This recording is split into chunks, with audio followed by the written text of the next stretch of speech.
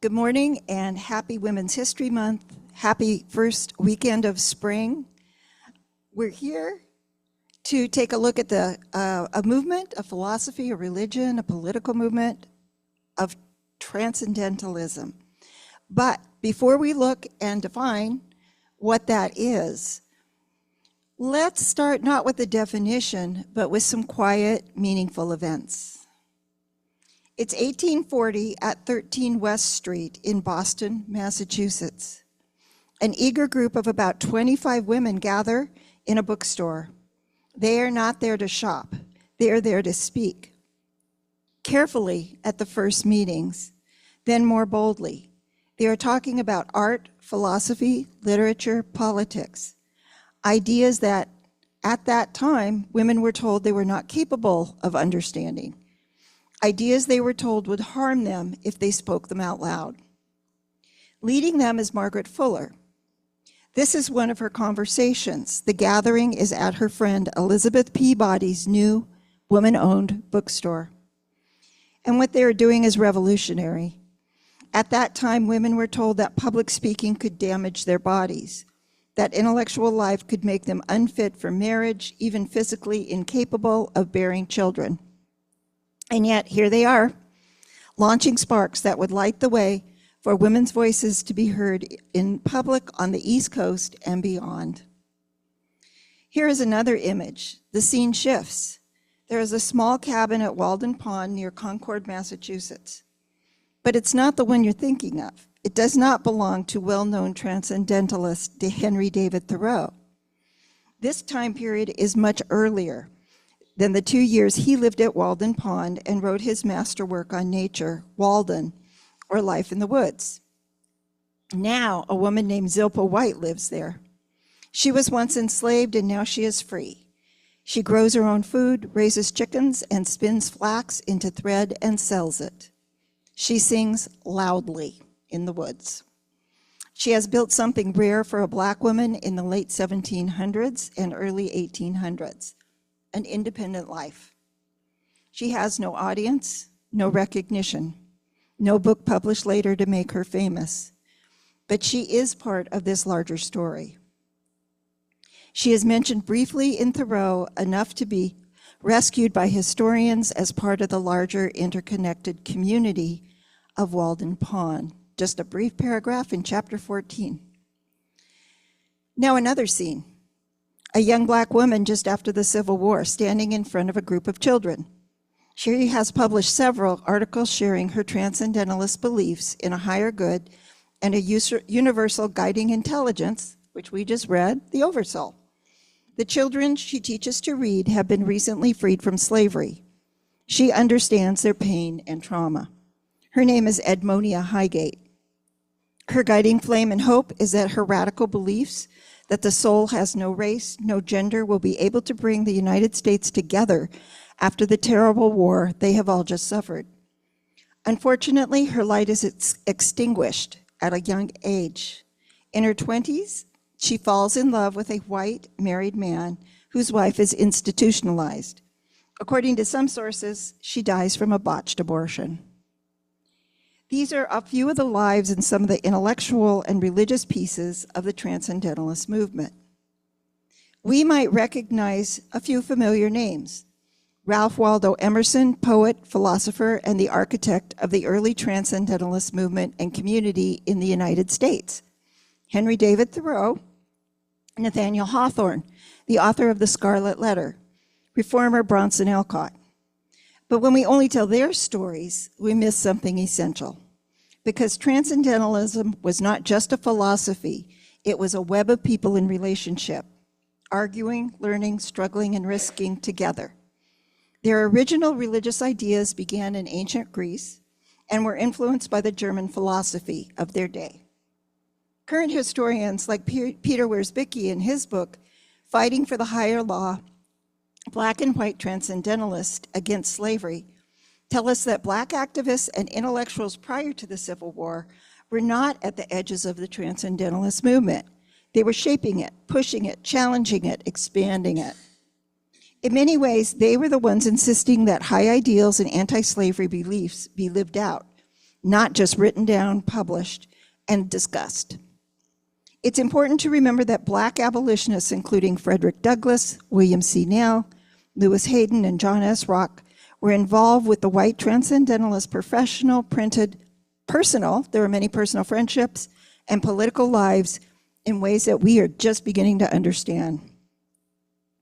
The circumstances that led me into the Transcendentalist world were a little unusual.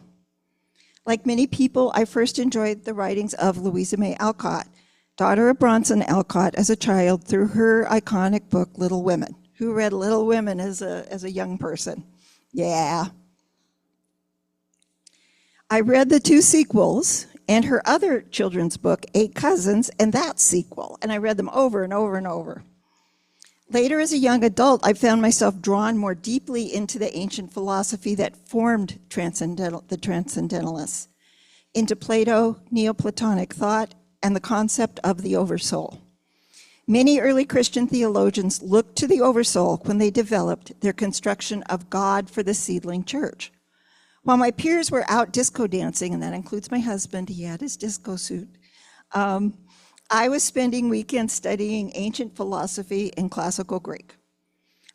So now you know about my misspent youth. I probably would have had a lot more fun out disco dancing, but there you go. I was delighted when I became a UU to rediscover these ideas in Transcendentalist writings. For clarity, I want to state I am not a Transcendentalist. This is not my personal theology or belief system. It used to be, but it is not now. Another of our woman ancestors, Julie Ward Howe, best known for writing the Battle Hymn of the Republic. It's a song of war, of righteousness, of urgency, of a prolific writer. She just, all these poems and all this stuff. She wrote the words at a young age. As one of the longest lived Transcendentalists, her 91 years provided her time for reflection and change. She became a pacifist, a peace activist. She founded Mother's Day not as a holiday of flowers and cards, but as a call for peace. She was a member of the Transcendentalist Reverend James Freeman Clark's Unitarian Church of the Disciples, founded in 1841. So a lot of this was happening in the late 1830s, early 1840s, the development of Transcendentalism. Founded in 1841, this congregation revolutionized and shaped the Unitarian Church into our modern Sunday service, committee structure, and opportunities for lifelong learning that we offer today still. The disciples, as they like to call themselves, had women committee chairs, which was scandalous at the time, learned about Hinduism, Buddhism, and world religions. Congregants could sing the hymns, not just listen to professionals, enjoy a moment of silence as the Quakers did, and did not pay money to be seated at the front on Sundays, as in earlier Unitarian churches. And I'm sure all of you paid extra, right, to sit up towards the front. No, we don't do that anymore. The Transcendentalists played with a lot of questions. How do we live with integrity? How do we listen to our inner voice and still act in the world? How do we build a society that reflects what we say we believe? Some of them died quite young, like Highgate, Fuller, and Thoreau. And still, their promise as writers and thinkers is heartbreaking. Those who lived after the Civil War had to face the hard realities of continued racism and resistance to women's voting rights and social reform. They weren't perfect. They believed in equality, but didn't always live it. There were often gaps between their ideals and their reality. In their 20s, they were expected to get married. The Transcendentalist women faced the hard reality that their lives would be very different after childbirth, and the men tended to choose women who would stay in the background as support. Men legally controlled all the family resources. Bronson Alcott was more of a dreamer than a working man, to the detriment of his wife and 4 children.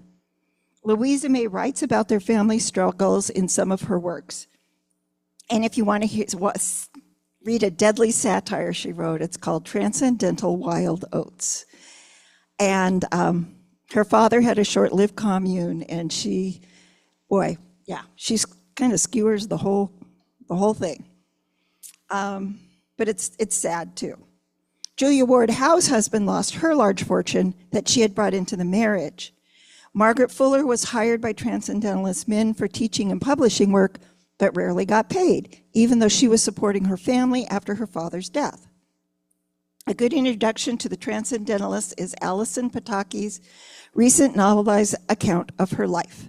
Finding Margaret Fuller, while Pataki does not stress the connection between Unitarianism and Transcendentalism, it's still a good read. Another minister and I read it through and were like, not once did she mention Unitarianism, which was kind of strange. But anyway, it is a good read. With all their very human faults, the Transcendentalists believed in the future. They believed in us. Some of them even imagined that people like us, decades later, would read their words, and they try to imagine what that's like. We would study their communities, continue the work. And I think about that sometimes. In fact, I think about that a lot. What it means to be seen and to see across time. This morning is just the briefest introduction to the Transcendentalist. Hundreds, if not thousands, of books and articles have been written about them as individuals and as a literary, religious, political movement. Historian Ken Burns is releasing a study of Thoreau and Walden Pond and his large influence on U.S. American thought on PBS at the end of this month. Yeah, they're advertising it. They have little promos and stuff. But to appreciate all the stories, to look at the larger web of community that surrounded the Transcendentalists, I can recommend a few books to get started. The Hortons book, Black Bostonians, John Buren's, and this is available through our UUA bookstore, Conflagration, How the Transcendentalists Sparked the American Struggle for Racial, Gender, and Social Justice, and Lemire's Black Walden, Slavery and Its Aftermath in Concord, Massachusetts. They're all important resources, especially on diversity in the Transcendentalist movement. And there's so much more, so many more.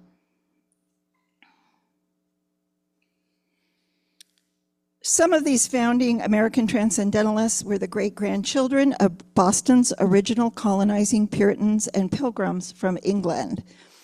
They were the brave thinkers. They were the hippies, the dreamers, the Beat Generation, the utopians. Those who wanted to create ideal societies of their time. Unitarian Transcendentalists changed the religious script in the 1800s, changes that reach down to us today. They reveled in the human soul and nature's beauty as manifestations of the oversoul. They rejected the current Calvinist belief that man was innately sinful. Most of them believed there was one God, the oversoul, but Jesus was a special human teacher. So they were non-Trinitarian.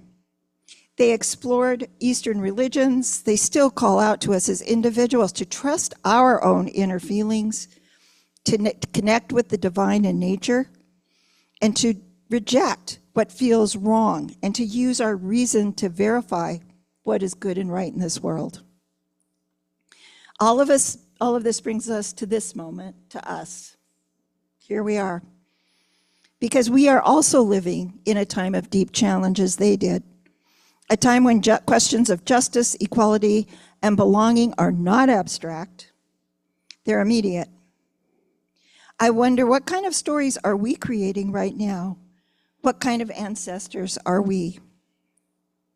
When someone 200 years from now looks back at us, I don't know if they'll still be writing doctoral dissertations. Who knows? One of us could be studied. Wouldn't that be something? What will they see? Definitely not people who stayed silent. We speak up. As you use, we are called to lean into the long struggle for justice, and as part of a changing and living tradition. But we are also learning to better care for each other and ourselves. I think of those women in that Boston bookstore, speaking up when they were told not to. I think of Zilpah White, building a life no one expected her to have. I think of Edmonia Highgate, teaching, believing, insisting on a unifying truth that would bring us all together as a people. None of these people knew how their stories would be remembered. We too are moving forward as best we can, hoping our small sparks will help further justice in the world. Seeking the balancing point between social justice and group and self-care, in dramatic and horrifying times. Julia Ward Howe once described her church, the Boston Unitarian Church of the Disciples, as a place where travelers could find help without showing a passport or explaining how they arrived. That's a beautiful understanding of Unitarian Universalism. Finding help without showing a passport or explaining how we arrived. Those words are made even more meaningful in our current situation. We share a place of welcome, a place where like-minded people are invited to come as they are and to be met with care. If you're struggling today, we welcome you. May we be the kind of place that Howe describes, and more than that, may we be people who carry the spark forward, people who listen deeply, who act courageously, who trust that even quiet acts of truth and justice matter, because they do. They always have, and they always will. Blessed Equinox, blessed Women's History Month. Amen, and blessed be.